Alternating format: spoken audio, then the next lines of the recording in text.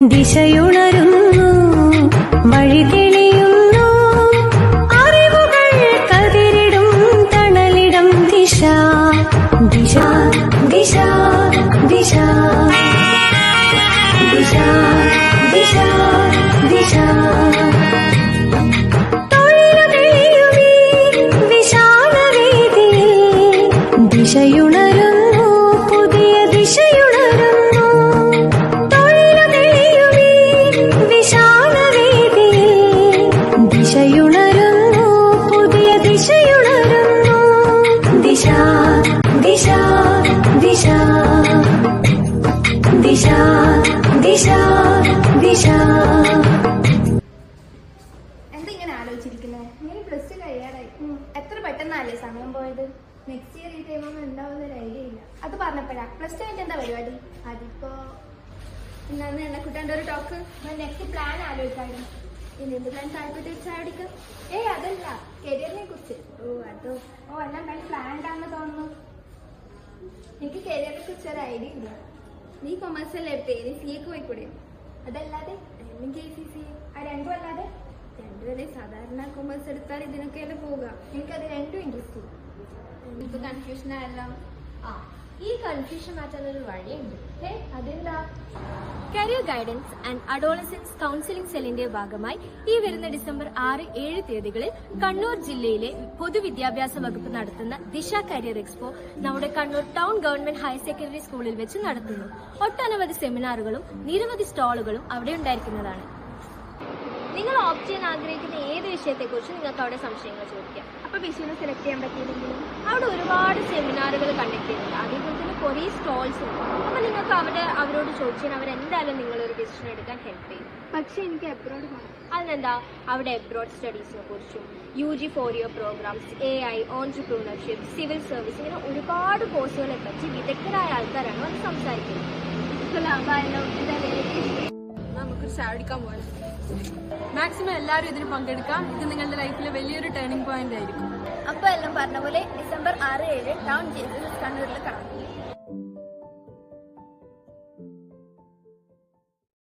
പൊതുവിദ്യാഭ്യാസ വകുപ്പ് higher secondary വിഭാഗം career guidance and adolescence counselling സെല്ലിൻ്റെ ആഭിമുഖ്യത്തിൽ മിനി ദിശ എന്നൊരു പ്രോഗ്രാം 2024 ഡിസംബർ 6, 7 തീയതികളിലായി Kannur town government higher secondary school വെച്ച് നടക്കുകയാണ്. നമ്മുടെ സംസ്ഥാനത്ത് കഴിഞ്ഞ വർഷം വരെ ദിശ നടന്നിരുന്നത് നമ്മുടെ സംസ്ഥാന കലോത്സവത്തോട് അനുബന്ധിച്ചായിരുന്നു. ഈ വർഷം തികച്ചും വ്യത്യസ്തമായി career guidance and adolescence counselling സെല്ലിൻ്റെ ആഭിമുഖ്യത്തിൽ പ്രത്യേകമായി ദിശ നടത്തുകയാണ്. ഇതിൻ്റെ പറഞ്ഞു വിദ്യാഭ്യാസ മേഖലയിലെ ഏറ്റവും പ്രധാനപ്പെട്ട പ്രീമിയർ ഇൻസ്റ്റിറ്റ്യൂട്ടുകൾ സംസ്ഥാന കേന്ദ്ര ഗവൺമെൻറ് അധീനതയിലും അതുപോലെ പൊതുമേഖലയിലും പ്രവർത്തിക്കുന്ന വിദ്യാഭ്യാസ സ്ഥാപനങ്ങൾ, തികച്ചും ഗവൺമെൻറ് മേഖലയിൽ പ്രവർത്തിക്കുന്ന സ്ഥാപനങ്ങളിൽ മാത്രം പങ്കെടുക്കുന്ന ഒരു പ്രോഗ്രാമാണ്. നമ്മുടെ രാജ്യത്ത് തന്നെ ആദ്യമായിട്ടാണ് കേരള സംസ്ഥാനത്ത് ഇതുപോലൊരു ദിശ നടക്കുന്നത്. മറ്റൊരു സംസ്ഥാനത്തും ഗവൺമെൻറ് മേഖലയിൽ അല്ലെങ്കിൽ ഗവൺമെൻറ്റിൻ്റെ സഹായത്തോടെ ഫണ്ടോടുകൂടി ഈ രീതിയിലുള്ളൊരു എക്സിബിഷൻ നടക്കുന്നില്ല എന്നുള്ളതാണ് പ്രത്യേകത. ഈ മേളയിൽ പങ്കെടുക്കുന്ന പ്രധാനപ്പെട്ട വിദ്യാഭ്യാസ സ്ഥാപനങ്ങൾ എന്ന് പറയുന്നത് national institute of information technology, Kannur university, KUFOS, institute of cooperative management, institute of chartered accountant of India, Keltron, LBS ഇങ്ങനെ തുടങ്ങിയ ഏറ്റവും പ്രധാനപ്പെട്ട പ്രീമിയറായിട്ടുള്ള സ്ഥാപനങ്ങളാണ് പങ്കെടുക്കുന്നത്. അതുകൂടാതെ നമുക്ക് 2 ദിവസങ്ങളായി 8 സെഷനുകൾ, major entrance examinations, job providers in public sector, short term programmes, അതുപോലെ സിവിൽ സർവീസ് മേഖല. Kannur town government higher secondary സ്കൂളിൽ ഡിസംബർ 6, 7 തീയതികളിൽ നടക്കുകയാണ്. നാളെ രാവിലെ 10 മണിക്ക് കേരളത്തിന്റെ ബഹുമാനപ്പെട്ട മന്ത്രി ശ്രീ കടന്നപ്പള്ളി രാമചന്ദ്രൻ ദിശയിൽ പങ്കെടുക്കുന്ന കുട്ടികൾക്ക് അഭിവൃദ്ധിക്ക് ഏർപ്പെടുത്തുന്ന കരിയർ മേഖലയിൽ തിരഞ്ഞെടുക്കുന്ന ആവശ്യമായ മാർഗനിർദ്ദേശങ്ങൾ ലഭിക്കുന്നു.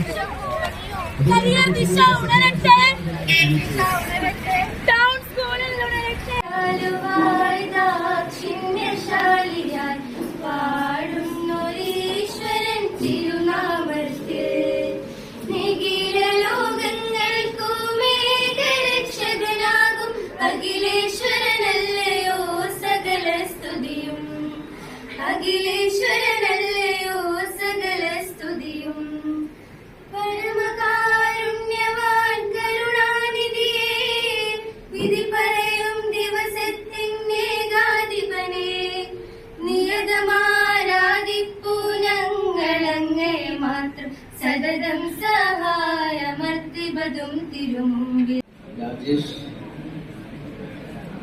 ഇനി കേരളത്തിൽ പറയേണ്ട നിരവധി വിദ്യാർത്ഥികളുണ്ട്. പൊതുവിദ്യാഭ്യാസ വകുപ്പിന്റെ സംഘാടനത്തിന്റെ ഭാഗമായി ഹയർ സെക്കൻഡറി വിഭാഗം കരിയർ കൗൺസിലിംഗ് സെൽ കണ്ണൂർ വിദ്യാഭ്യാസ ജില്ലയിലെ പരിപാടി. ഈ പരിപാടിയുടെ സംവിധാനം സംബന്ധിച്ച് അതിന്റെ ക്രമീകരണം സംബന്ധിച്ച് പ്രിയപ്പെട്ട വിദ്യാർത്ഥികളായ പ്രിയപ്പെട്ട മക്കൾ നേരത്തെ തന്നെ ബോധവാന്മാരായിരിക്കും. നമ്മുടെ ഈ വിദ്യാഭ്യാസ സ്ഥാപനത്തിൽ നടക്കുന്ന ചെറുതും വലുതുമായ വിവിധ പരിപാടികളിൽ പലപ്പോഴും എനിക്ക് പങ്കെടുക്കാൻ കഴിയും. ഏഴ് ദിവസത്തിന് ശേഷം ഞാൻ നിയമസഭയിൽ തന്നെ അവതരിപ്പിച്ചിടത്തോളം +2 ശേഷം ഒരു മാർക്ക് ലിസ്റ്റ് തന്ന് വിടുക എന്നുള്ളതല്ല പൊതുവിദ്യാഭ്യാസ വകുപ്പിന്റെ ലക്ഷ്യം. പകരം നിങ്ങളുടെ അഭിരുചിക്കും താല്പര്യത്തിനും അനുസരിച്ചിട്ടുള്ള ഓരോ കോഴ്സുകളിലേക്ക് എത്തുന്നത് വരെയും ആവശ്യമായ എല്ലാ സഹായങ്ങളും ചെയ്യാൻ അധ്യാപകരും അതുപോലെ തന്നെ വകുപ്പും പൂർണ്ണമായും ഒരുങ്ങിയതിന്റെ അടിസ്ഥാനത്തിലാണ് സംസ്ഥാനത്ത് ഇന്ന് ഈ പ്രോഗ്രാം നടക്കുന്നത്. പരമാവധി പ്രയോജനപ്പെടുത്തുക, നിങ്ങളുടെ സംശയങ്ങളൊക്കെ ചോദിക്കുക. അഭിരുചി നിർണ്ണയിക്കാൻ പ്രയാസമുള്ള വിദ്യാർത്ഥികൾക്ക് അഭിരുചി പരീക്ഷയ്ക്കുള്ള സൗകര്യം പൊതുവിദ്യാഭ്യാസ വകുപ്പിന്റെ നേതൃത്വത്തിൽ കേഡാക് എന്ന പേരിലുള്ള അഭിരുചി പരീക്ഷ നടത്തുന്നുണ്ട്. കാരണം മാറുന്ന ലോകത്ത് ഏതൊക്കെയാണ് നമ്മൾ അറിയേണ്ടത്, എന്ത് താല്പര്യമാണ് നമ്മുടെ വ്യക്തികൾക്കുള്ളത്, നമുക്ക് അറിയുന്ന കോഴ്സുകൾ ചിലപ്പോൾ വളരെ ലിമിറ്റഡ് ആയിരിക്കാം നമുക്ക് അറിയുന്ന കോഴ്സുകൾ. പക്ഷെ ലോകം മാറിക്കൊണ്ടിരിക്കുന്നത് ആ മാറ്റത്തിനനുസരിച്ച് നമ്മൾ മാറേണ്ടതുണ്ട്. അതറിയാൻ വേണ്ടി തന്നെയാണ് നിങ്ങൾക്ക് ഇങ്ങനെയുള്ള പ്രോഗ്രാമുകൾ സംഘടിപ്പിക്കപ്പെടുന്നത്. സ്വാഭാവികം പല സ്റ്റാളുകളും പല കോഴ്സുകളും ഇവിടെ നിങ്ങളെ ഇൻട്രൊഡ്യൂസ് ചെയ്യപ്പെടുന്നുണ്ടാകാം. അപ്പൊ ഏത് ആവശ്യം, ഏതാണ് നിങ്ങൾക്ക് താല്പര്യം, നിങ്ങളുടെ പാഷൻ അനുസരിച്ച് ചിലപ്പോൾ ജീവിതം മുന്നോട്ട് കൊണ്ടുപോകാൻ നമുക്ക് ഏതെങ്കിലും ജോലി നേടാൻ പറ്റും. അതല്ലാതെ നിങ്ങളുടെ പാഷൻ അനുസരിച്ച് നമ്മളെ ആഗ്രഹത്തിനനുസരിച്ച് ജോലി ഏൽപ്പിക്കുക, നമ്മുടെ ഇഷ്ടത്തിനനുസരിച്ച് ജോലി ഏൽപ്പിക്കുക പറയുമ്പോൾ സ്വാഭാവികം നമ്മൾ ചില കരിയറുകൾ സെലക്ട് ചെയ്യേണ്ടി വരും. അതുപോലെ തന്നെ നമ്മുടെ കണ്ണൂർ ആദ്യ രാജേഷ് സർ. ഇവിടെ രണ്ടു കാര്യങ്ങൾ പതുക്കെ പറഞ്ഞ് നമുക്ക് അവസാനിപ്പിക്കാം. ഞാനിവിടെ വരുമ്പോൾ തന്നെ ആദ്യം കേട്ട ഒരു 2-3 വാക്കുകളായിരുന്നു. ഇവിടെ എല്ലാവരും നമ്മൾ റോബർട്ട് ഫോർസിനെ കുറിച്ച് ലൈൻസ് തോന്നുന്നു അല്ലെ, നമ്മുടെ റോഡ് നോട്ട് ടേക്കുന്ന കാര്യം സംശയം, റോഡ് നോട്ട് ടേക്കൻ അല്ലെ. അപ്പൊ അത് ആപ്റ്റായിട്ട് നിങ്ങൾ ഉപയോഗിച്ച സംശയത്തിൽ കേട്ടത്. അപ്പൊ എല്ലാവർക്കും ഈ പറഞ്ഞ എല്ലാവരും ജീവിതത്തിന് ക്രോസ് റോഡ്സ് ആണ് ഈ പറഞ്ഞ +2 എന്ന് പറയുന്നത്. കാരണം എന്ത് ചെയ്യണം എന്നൊരു ആഗ്രഹത്തിൽ നിൽക്കുന്ന എല്ലാവരും മനസ്സിലുള്ള കാര്യങ്ങളാണ് ഇതൊക്കെ. അപ്പോ ഏത് വഴി സ്വീകരിക്കണം, അപ്പൊ ആ വഴിക്ക് ഒരു ശരി ദിശാബോധം നൽകുന്നതിന് വേണ്ടിയിട്ടാണ് ഈ ഒരു മിനി ദിശ എന്നൊരു പ്രോഗ്രാം ശരിക്കും ഉണ്ടാവുന്നത്. ശരിക്കും ഒരു ഹൈയർ സ്കൂൾ ക്ലാസ്സുകളിൽ നിന്ന് തന്നെ ചിന്തിച്ചു തുടങ്ങണം. അടുത്തുള്ള ഞാൻ തെരഞ്ഞെടുക്കേണ്ട കരിയർ ഏതാണെന്ന്, എന്റെ ജീവിതമാർഗം മുന്നോട്ട് കൊണ്ടുപോകാനുള്ള വഴി എന്താണെന്നൊക്കെയുള്ള കാര്യം നമ്മൾ ചിന്തിക്കേണ്ട ഒരു കാര്യമാണ്. എന്നാൽ പോലും ഇന്ന് കിട്ടുന്ന ഈ ഒരു കോഴ്സില് നിങ്ങൾക്ക് കിട്ടുന്ന ക്ലാസ്സുകളിൽ നിങ്ങളുടെ അഭിരുചികൾ മനസ്സിലാക്കി, നിങ്ങളുടെ താല്പര്യങ്ങൾ മനസ്സിലാക്കി, നിങ്ങളുടെ കഴിവിന്റെ പരമാവധി എങ്ങനെ നിങ്ങൾക്ക് മുന്നോട്ട് കൊണ്ടുപോകാൻ പറ്റും എന്നുള്ള തരത്തിലുള്ള കാര്യങ്ങൾ നിങ്ങൾക്ക് നേടിയെടുക്കാൻ പറ്റട്ടെ എന്ന് മാത്രം ആശംസിക്കുന്നു. ഇത്തരമൊരു ദിശാ പ്രോഗ്രാമിന് അതിഥേയം നൽകുന്നതിന് വേണ്ടി സാധിച്ചതിൽ അതിയായ സന്തോഷം ഇവിടെ രേഖപ്പെടുത്തുകയാണ്. വിദ്യാർത്ഥികൾക്ക് പഠനത്തോടൊപ്പം തന്നെ ജോലി സാധ്യതകളെക്കുറിച്ചും ഉപരിപഠനത്തെക്കുറിച്ചുമുള്ള വ്യത്യസ്ത മാർഗങ്ങളെക്കുറിച്ചുള്ള ദിശ നൽകുന്നതിന് വേണ്ടിയിട്ടുള്ള ഈ പ്രോഗ്രാം നമ്മുടെ സ്കൂളിനെ സംബന്ധിച്ചിടത്തോളം ഏറെ പ്രകാശം പരത്തുന്ന ഒരു പ്രോഗ്രാമായി തന്നെയാണ് കാണുന്നത്. അതിനുവേണ്ടി അഹോരാത്രം പ്രവർത്തിച്ച അധ്യാപക സമൂഹത്തിനാകെ അതിന് ടീം എല്ലാവർക്കും ഹൃദയത്തോട് ചേർത്ത് വെച്ച് അഭിനന്ദനം രേഖപ്പെടുത്തുന്നു. നിങ്ങളുടെ എല്ലാ കരിയറുമായി ബന്ധപ്പെട്ട എല്ലാ സംശയങ്ങളും ദൂരീകരിച്ചുകൊണ്ട് മാത്രമേ ഈ ഗേറ്റിൽ പുറത്തേക്ക് പോകാൻ പാടുള്ളൂ. ഒരാൾക്ക് ചെയ്യാൻ പറ്റും. അപ്പൊ ഈ രീതിയിൽ ഭാവിയിൽ ഒരുപാട് വരും ജോലികൾ നഷ്ടപ്പെടും. അപ്പൊ തന്നെ നമ്മൾ എന്ത് ചെയ്യണം? നമ്മൾ കരിയർ പ്ലാൻ ചെയ്യുമ്പോൾ എന്ത് ചെയ്യണം? നമുക്ക് ഭാവിയിൽ നമ്മൾ പഠിച്ച് പുറത്തിറങ്ങുമ്പോഴുള്ള ജോലികൾ 4 വർഷ ഡിഗ്രി ആദ്യം അതങ്ങ് ഓർമ്മിക്കുക. നിലവിലുള്ള സംവിധാനം നമ്മൾ +2 കഴിഞ്ഞാൽ ഒന്നുകിൽ 3 വർഷം ഡിഗ്രി പഠിക്കാം, അതിനുശേഷം 2 വർഷം PG പഠിക്കാം, അറിയാലോ. അതിനുശേഷം നമുക്കൊരു ടീച്ചർ ആണെന്ന് ചോദിക്കട്ടെ, B.Ed പോവാം. ഇവിടെ അപ്പൊ നിങ്ങൾ ആഗ്രഹിക്കുന്നത് നല്ലത് തന്നെയാണ്. +2 പോയ ശേഷം പോകാൻ ആഗ്രഹിച്ചാലേ ഒരു ഡിഗ്രി കഴിയുമ്പോൾ പോകാനാവും. ഇവന് കാരണം വീട്ടിൽ നിന്ന് ആദ്യം സമ്മതം കിട്ടണം. വീട്ടുകാർ സമ്മതിക്കോ? അത് ബോർഡ് എക്സാമും എൻട്രൻസ് എക്സാമും രണ്ട് തന്നെയാണ്. ഇന്ത്യയിലെ മുഴുവൻ സംസ്ഥാനങ്ങളിൽ നിന്നുള്ള കുട്ടികളും പല ബോർഡ് പരീക്ഷകളാണ് എഴുതുന്നത്, അല്ലെ? നമ്മളിപ്പോ എഴുതുന്ന കേരള സ്റ്റേറ്റ് ബോർഡ് എഴുതില്ലേ, CBSE ഇല്ലേ, തമിഴ്നാടിന്റെ ബോർഡുണ്ട്, കർണാടകയുടെ ബോർഡുണ്ട്, എല്ലാ സ്റ്റേറ്റിന്റെയും ബോർഡുണ്ട്. അപ്പൊ കുട്ടികളുടെ മാർക്ക് നോക്കുന്ന സമയത്ത് പല രീതിയിലുള്ള മാർക്കുകളാണ് വരുന്നത്. ഇതിന്റെ അടിസ്ഥാനത്തിൽ ഓൾ ഇന്ത്യ തലത്തിലുള്ള പ്രീമിയർ ഇൻസ്റ്റിറ്റ്യൂട്ട്സിലേക്ക് എങ്ങനെയാണ്, ഏത് അടിസ്ഥാനത്തിലാണ് അഡ്മിഷൻ കൊടുക്കുക എന്നുള്ളൊരു പ്രശ്നമാണ്, അല്ലെ? അപ്പൊ അങ്ങനെ വരുന്ന സമയത്ത് ഒരു കോമൺ പ്ലാറ്റ്ഫോം വേണം. അതുകൊണ്ടാണ് നമ്മൾ എന്ത് വന്നിരിക്കുന്നത്, ഇപ്പോ എൻട്രൻസ് എക്സാമിന് വന്നിരിക്കുന്നത്. എക്സാമിനേഷൻ മെയിൻ ആൻഡ് അഡ്വാൻസ് രണ്ട് പരീക്ഷ. അഡ്വാൻസ് IIT-യിലേക്ക് പോകണമെങ്കിൽ അഡ്വാൻസ് ചെയ്യണം. ദെൻ നമ്മുടെ NIT-യിലൊക്കെ ആണെങ്കിൽ മെയിൻ പരീക്ഷ, ജോയിന്റ് എൻട്രൻസ് എക്സാമിനേഷൻ ആണ്. ക്ലിയർ? അതുകൊണ്ട് തീരുമാനിക്കുക 6x30 കോടി. ഇപ്പോ എന്റെ ഒരു സുഹൃത്തിന്റെ ടീച്ചറെ മകൾക്ക് 22ാമത്തെ വയസ്സിലാണ്. കമ്പനി ഇറങ്ങുമ്പോ തന്നെ കമ്പനിയില് കൊത്തിക്കൊണ്ടുപോവാ. എത്രയാന്ന് പറയാ? 50 ലക്ഷം. ഇപ്പൊ ജോലി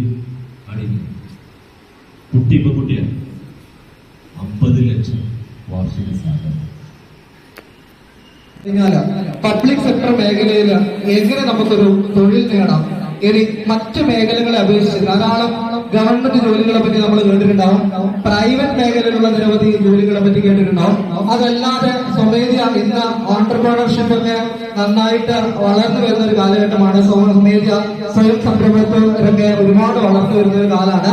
അതിൽ നിന്നൊക്കെ വിഭിന്നമായിട്ട് എങ്ങനെ പബ്ലിക് സെക്ടറിനെ നമുക്ക് മനസ്സിലാക്കാം, ഒരു പബ്ലിക് സെക്ടറിലോട്ട് ജോലി നേടാൻ വേണ്ടി നമ്മൾ എങ്ങനെയൊക്കെയാണ് പഠിക്കേണ്ടതെന്ന് തുടങ്ങിയ കുറച്ച് കാര്യങ്ങളാണ് നമ്മളൊരു മണിക്കൂർ കൊണ്ട് ഇവിടെ ഡിസ്കസ് ചെയ്യാൻ പോകുക. ഇപ്പോ കോഴ്സറ പോലെയുള്ള പല രീതിയിലുള്ള ഇന്റർനാഷണൽ ഉള്ള പ്ലാറ്റ്ഫോമുകളുണ്ട്. അപ്പൊ നമുക്ക് ഇവിടെ തന്നെ നോക്കിക്കഴിഞ്ഞിട്ടുണ്ടെങ്കിൽ കണ്ണൂർ യൂണിവേഴ്സിറ്റി അല്ലെങ്കിൽ ടെക്നിക്കൽ യൂണിവേഴ്സിറ്റികള് അങ്ങനെയൊക്കെയുള്ള ധാരാളം സാധ്യതകളുണ്ട്. അപ്പൊ നമ്മുടെ ഇപ്പോ കുറച്ച് മുതിർന്നവർക്കാണെങ്കിലും എന്തെങ്കിലും തരത്തിൽ നമുക്ക് പഠനം നിലച്ചു പോയെങ്കിൽ അത് തുടരാനുള്ള സാധ്യതകൾ വളരെ ഉണ്ട്. അപ്പോ നമുക്ക് ആ ഒരു സ്കിൽസ് അപ്ഡേഷൻ എന്നുള്ളത് ചില കോഴ്സുകൾക്ക് എന്ന് പറഞ്ഞാൽ ഏജ് ലിമിറ്റ് ഇല്ല. നമുക്ക് ഏത് SC പേപ്പേഴ്സ് ആണ് കേട്ടോ. ഇനി അടുത്ത SC നോക്കിക്കോളൂ. ഓപ്ഷണൽ സബ്ജക്ട് നമുക്ക് 2 ഉണ്ട് മക്കളെ. ഹരിതാബി കുമാർ എന്ന് പറയുന്ന നമ്മുടെ കലക്ടർ അന്ന് എടുത്തത് മലയാളമാണ്. ഹരികിഷോർ സാറ് ഓപ്ഷണൽ സബ്ജക്റ്റ് ആയിട്ട് എടുത്തത് സംസ്കൃതമായിരുന്നു. മലയാളം എടുക്കാം, സംസ്കൃതം എടുക്കാം, കുഴപ്പമില്ല. അധികം ആൾക്കാർ സോഷ്യോളജി പ്രിഫർ ചെയ്യാറുണ്ട്. കഴിഞ്ഞ വർഷം കേരള ദിശയുണരുന്നു, വഴി തെളിയുന്നു, അറിവുകൾ കതിരിടും തണലിടം ദിശ. ദിശയുണരുന്നു, വഴി തെളിയുന്നു, അറിവുകൾ കതിരിടും തണലിടം ദിശ. ദിശ ദിശ ദിശ ദിശ ദിശ ദിശ.